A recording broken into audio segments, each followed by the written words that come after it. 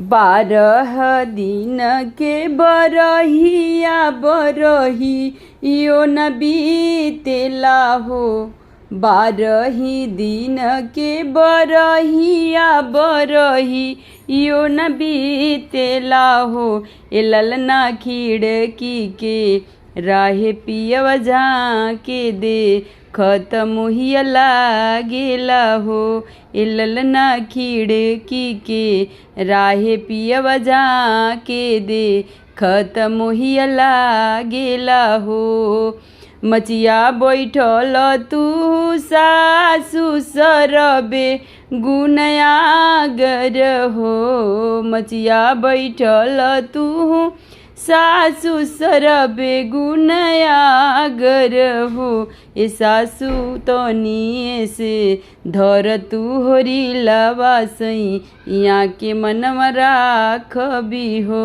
ए सासु तनिए का धरी तू ललनवा सई यहाँ के मनवा राखबी हो।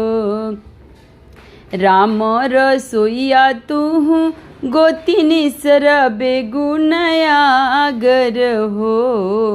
राम रसोईया तू गोतिनी सरबे गुनयागर हो।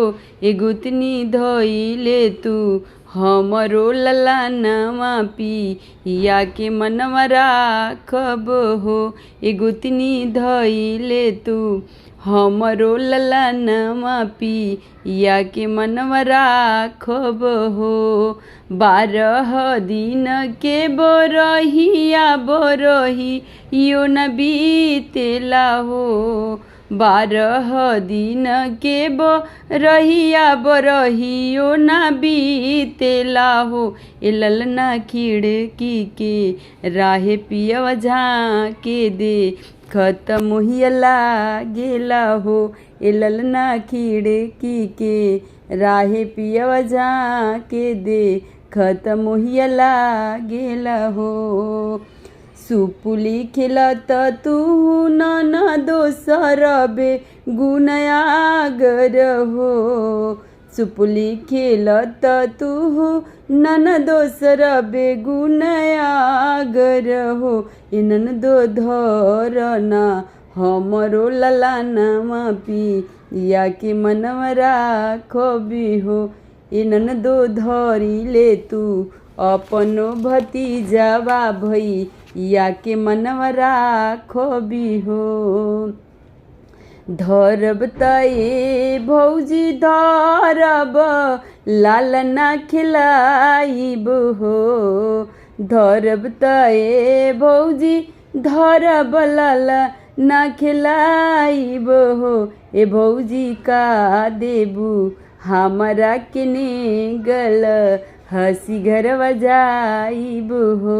ए भौजी का देबू हमारा के नेगल हंसी घरवा जाइब हो। तू ही त सखी यासले हर हाउ तू ही यारी हऊ हो।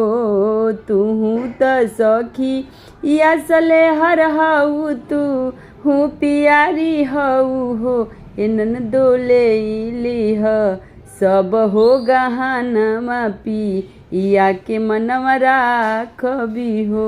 ए ननदो लेलीह सब हो गहनवा पिया के मनवा राखबी हो। बारह दिन के बरहिया बरही यो न बीतेला हो। ए ललना खिड़की के रहिया पियवा झाँके दे खत्म हिया लागेला हो। ए ललना खिड़की के राही पियवा झाँके दे खत्म हिया लागेला हो।